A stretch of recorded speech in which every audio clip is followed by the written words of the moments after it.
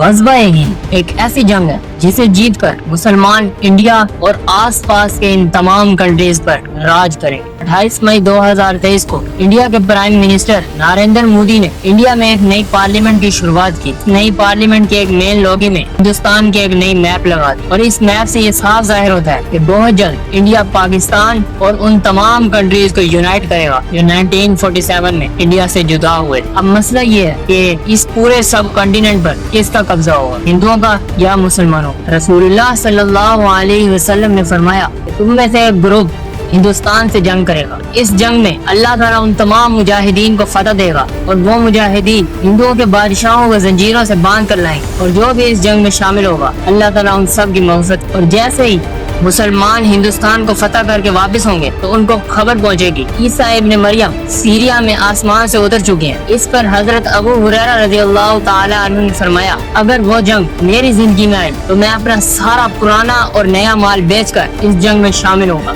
और जैसे ही अल्लाह ताला हमें फतह देगा और हम वापस होंगे तो मैं एक आजाद अबू हुरैरा होऊंगा। और जब जंग से हम वापस आएंगे तो मेरी मजीद ख्वाहिश होगी कि मैं ईसा इब्न मरियम के पास जाकर उनको बताऊं कि मैं हजरत मोहम्मद सल्लल्लाहु अलैहि वसल्लम का सहाबी हूँ। ग़ज़वा हिंद के हवाले से कुछ मुस्लिम स्कॉलर्स कहते हैं कि आज से तकरीबन 1300 साल पहले जब रमोया खानदान में वलीद बिन अब्दुल मालिक की हुकूमत थी उस वक्त इराक में एक पावरफुल कंट्रोवर्शियल आदमी हज्जाज बिन यूसुफ गवर्नर थे और इसी गवर्नर हज्जाज बिन यूसुफ ने अपने 17 साल के भतीजे मोहम्मद बिन कासिम को मुसलमानों का कमांडर बनाया और मोहम्मद बिन कासिम ने 17 साल की उम्र में अल हिंद की तरफ रवाना हुए और वहाँ जाते ही सबसे पहले अल हिंद के बादशाह राजा ताहिर को शिकस्त दी। उसके बाद आहिस्ता आहिस्ता अल हिंद के कुछ इलाकों को मुसलमानों के कंट्रोल में ले आया और ये पहली दफा मोहम्मद बिन कासिम ने अल हिंद को पहली दफा फतह किया था। इस पर कुछ मुस्लिम स्कॉलर्स कहते हैं कि ये वही ग़ज़वा हिंद थी